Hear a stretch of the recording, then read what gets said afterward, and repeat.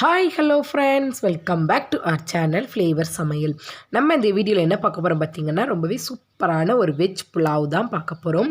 அதுக்கு காம்பினேஷனாக சூப்பரான ஒரு முட்டை கிரேவி பண்ண போகிறோம். இப்போ இது ரெண்டு சேர்த்து சாப்பிடும்போது வேறு லெவலில் இருக்கும் டேஸ்ட்டு. இப்போ இந்த ரெசிபிக்கு தேவையான பொருட்கள்லாம் என்னென்னு பார்ப்போமா? அதுக்கு முன்னாடி என்னோடய சேனலை ஃபஸ்ட் டைம் பார்க்குறீங்கன்னா ஃப்ளேவர் சமையலை சப்ஸ்கிரைப் பண்ணிக்கோங்க. பெல் பட்டனையும் கூடவே லைக் பண்ணி தட்டிடுங்க. அப்போ தான் நான் அடுத்தடுத்து போடுற வீடியோ நோட்டிஃபிகேஷனில் வரும். இப்போது நம்ம வீடியோக்குள்ளே போகலாம். ஃபஸ்ட்டு வெஜ் புலாவ் பண்ணிடுவோம். அதுக்கு குக்கரில் தான் நம்ம பண்ண போகிறோம். அதில் 2 டேபிள் ஸ்பூன் அளவுக்கு ஆயில் ஊற்றிக்கோங்க. ஆயில் கொஞ்சம் சூடானதும் அதில் 1 டீஸ்பூன் அளவுக்கு சோம்பு, ஒரு சின்ன துண்டு பட்டை, 2 ஏலக்காய், ஒரு 2 கிராம்பு, ஒரு மராட்டி மொக்கு எல்லாம் ஆட் பண்ணிக்கணும். இது நல்லா பொரிஞ்சு வரவும் நம்ம கட் பண்ணி வச்சுருக்க வெங்காயத்தை ஆட் பண்ணிக்கலாம். நான் 2 வெங்காயம் நீளமாக கட் பண்ணி வச்சுருக்கேன். இப்போ இதை ஆட் பண்ணிக்கிடுவோம். வெங்காயம் சேர்த்து நல்லா வதங்கி வரட்டும். பொன்னிறமாக வதங்குற வரைக்கும் வெயிட் பண்ணலாம்.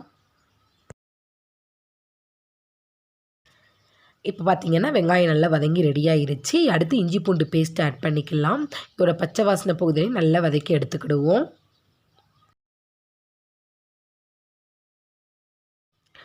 இஞ்சி பூண்டோட பேஸ்ட்டு பச்சை வாசனை எல்லாம் போய் நல்லா வதக்கி எடுத்தாச்சு. இதில் ஒரு தக்காளி கட் பண்ணி வச்சுருக்கேன்.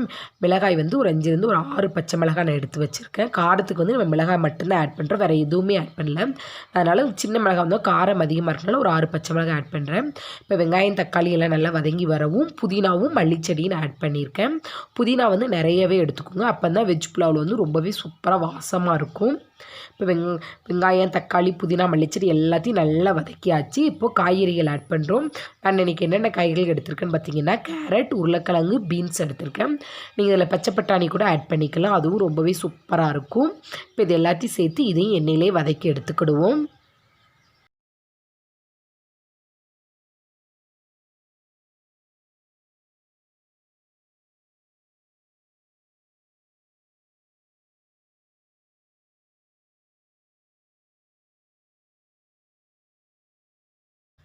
இப்போ பார்த்திங்கன்னா அந்த காய்கறி எல்லாமே ஒரு 5 நிமிஷத்துக்கு நல்ல எண்ணெயிலே வதங்கி ரெடி ஆகட்டும்.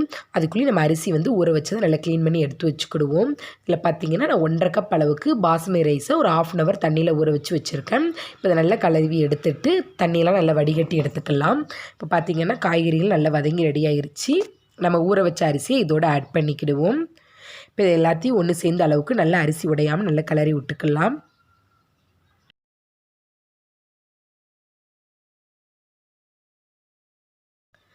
இப்போ பார்த்தீங்கன்னா இந்த அரிசிக்கு தேவையான அளவு தண்ணி ஊற்றிக்கலாம். நம்ம 1.5 கப் அரிசி போட்டிருக்கோங்கனால 2.5 கப் தண்ணி கரெக்டாக இருக்கும். 1 கப்புக்கு 1.5 கப் தண்ணி ஊற்றுவோம். அதனால் 2 கப் தண்ணி நான் ஊற்றிருக்கேன். இப்போ இதில் தேவையான அளவு உப்பு ஆட் பண்ணிக்கிடுவோம். நீங்கள் இதில் தேங்காய் பால் கூட யூஸ் பண்ணிக்கலாம், அதுவும் டேஸ்ட்டு சூப்பராக இருக்கும்.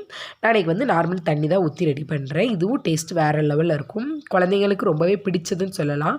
இப்போ இது எல்லாத்தையும் நல்லா கரெக்டாக உப்பு எல்லாம் செக் பண்ணி பார்த்துட்டு மூடி வச்சு ஒரு 2 விசிலுக்கு வேக வச்சு எடுத்தோம்னா நமக்கு சூப்பரான வெஜ் புலாவ் ரெடி ஆயிரும்.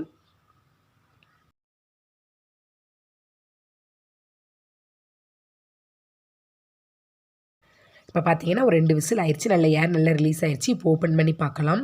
பார்த்தீங்கன்னா சூப்பரான வெஜ் புலாவ் ரெடி ஆகிருச்சு. இதை நல்லா அரிசி உடையாமல் நல்லா கிளறி விட்டு எடுத்துட்டோம்னா சூப்பரான வெஜ் புலாவ் ரெடி பண்ணிட்டோம். இப்போ அதுக்கு காம்பினேஷனாக சூப்பரான ஒரு முட்டை கிரேவி தான் பண்ண போகிறோம். அதுவும் ரொம்பவே சூப்பராக ஈஸியாக பண்ணிடலாம். டேஸ்ட்டு வேறு லெவலில் இருக்கும். இப்போ அந்த முட்டை கிரேவி எப்படி பண்ணலாங்கிறதையும் பார்க்கலாம்.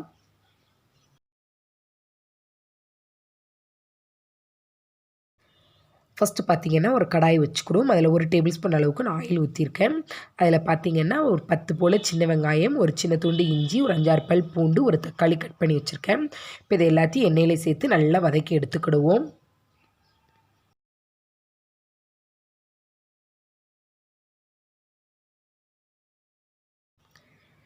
இப்போ பார்த்திங்கன்னா இது எல்லாத்தையுமே நம்ம வதக்கி பேஸ்ட்டாக அரைச்சி எடுக்க போகிறோம். அதனால் இப்படி வதக்கி அரைச்சி பண்ணும்போது இன்னும் டேஸ்ட் சூப்பராக இருக்கும்.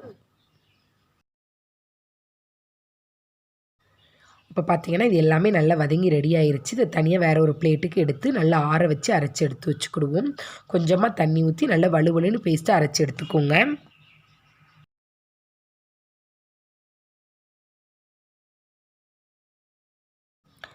அடுத்து பார்த்திங்கன்னா அதே கடாயில் 1 டேபிள் ஸ்பூன் அளவுக்கு ஆயில் ஊற்றிக்கோங்க. ஆயில் நல்லா சூடானதும் அதில் 1 டீஸ்பூன் அளவுக்கு சோம்பு ஆட் பண்ணிக்கலாம். சோம்பு நல்லா பொரிஞ்சு வரவும் ஒரு கைப்பிடி அளவுக்கு கருவேப்பிலை ஆட் பண்ணிக்கோங்க. கருவேப்பிலை நல்லா பொரிஞ்சு வந்துருச்சு. இப்போ பார்த்திங்கன்னா ஒரு வெங்காயத்தை நல்ல நீளமாக கட் பண்ணி வச்சுருக்கேன், அதையும் ஆட் பண்ணிக்கலாம். இப்போ வெங்காயத்தையும் நல்ல எண்ணெயிலே வதக்கி எடுத்துக்கோங்க. இப்போ பார்த்திங்கன்னா வெங்காயம் நல்லா வதங்கி ரெடி ஆயிடுச்சு. இதில் ஒரு சின்ன சைஸ் அளவுக்கு தக்காளி நான் கட் பண்ணி வச்சுருக்கேன், அதையும் ஆட் பண்ணி நல்லா வதக்கி எடுத்துக்கிடுவோம்.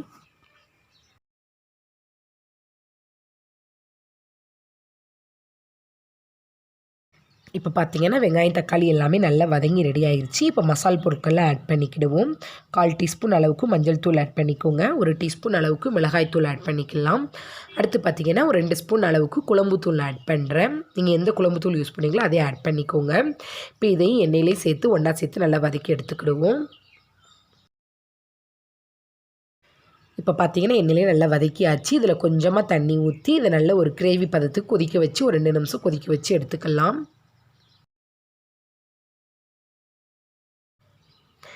இப்போ பார்த்திங்கன்னா நல்ல ஒரு கிரேவி பதத்துக்கு எண்ணெய்லாம் பிரிஞ்சு சூப்பராக ரெடி ஆகிருச்சு.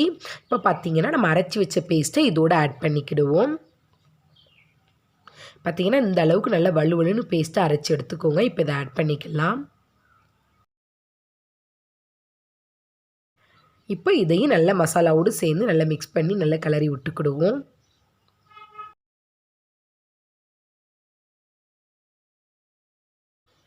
இப்போ இதை ஒரு மூடி வச்சு ஒரு 2 நிமிஷத்துக்கு நல்ல மசாலா எல்லாம் ஒன்று சேர்ந்த அளவுக்கு ஒரு 2 நிமிஷம் நல்லா கொதிக்க விட்டு எடுத்துக்கலாம். அதுக்குள்ளேயும் நம்ம வந்து ஒரு பேஸ்ட் அரைச்சி ரெடி பண்ணிக்கிடுவோம்.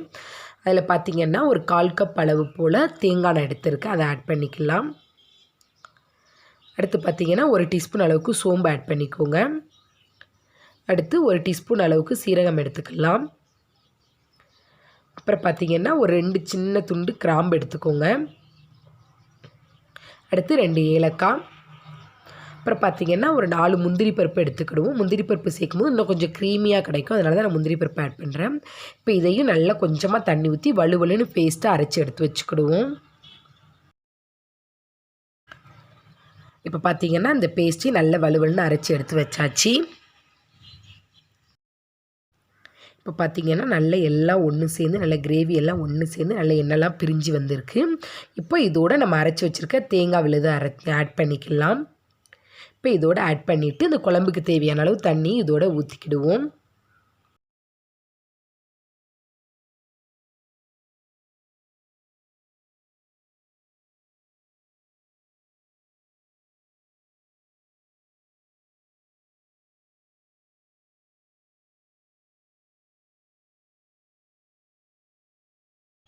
இப்போ குழம்புக்கு தேவையான அளவு தண்ணி ஊற்றியாச்சு. இந்த குழம்புக்கு தேவையான அளவு உப்பு இதோடு ஆட் பண்ணிக்கலாம். இப்போ பார்த்திங்கன்னா இதை மூடி வச்சு ஒரு 5லேருந்து ஒரு 7 நிமிஷத்துக்கு நல்லா கொதிக்க விட்டு எடுத்துக்கிடுவோம். அந்த தேங்காவோட பச்சை வாசனை எல்லாம் போதுவே கொதிக்க விட்டு எடுத்துக்கலாம். இப்போ பார்த்திங்கன்னா நல்லா கொதித்து கொஞ்சம் கிரேவி வந்து திக்காகி கிடச்சிருக்கு நம்மளுக்கு. இப்போ பார்த்திங்கன்னா நான் ஒரு 4 முட்டை போல் நல்லா வேக வச்சு எடுத்து வச்சுருக்கேன். இப்போ நம்ம இந்த முட்டையை கட் பண்ணி ஆட் பண்ணிக்கலாம். இந்த கிரேவியோட நம்மளுக்கு எப்படி தேவையோ அந்த அளவு கட் பண்ணிக்கோங்க. நான் வந்து குறுக்க ஒரு 4 கோடு மட்டும் கத்தி வச்சு கட் பண்ணிட்டோம்னா எல்லா பக்கமும் உள்ளே வந்து மசாலா இறங்கிடும், முட்டையும் நம்மளுக்கு உடையாமல் இருக்கும். அதனால் இப்படி கட் பண்ணி ஆட் பண்ணுறேன். இப்போ இதே மாதிரி எல்லாத்தையும் கட் பண்ணி எடுத்து ஆட் பண்ணிக்கலாம்.